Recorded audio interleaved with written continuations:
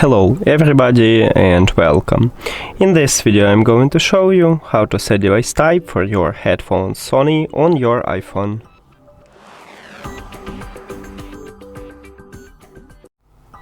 You have to start by open settings and then go to the Bluetooth.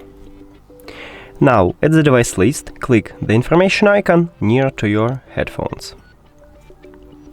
At the second line we have device type. You need to click at this line and right here select headphone. Now if we go back, you can see that we just set it.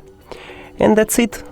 Thank you for watching this video. If you found it helpful, please consider subscribing to the channel and leave the like on the video. See you later.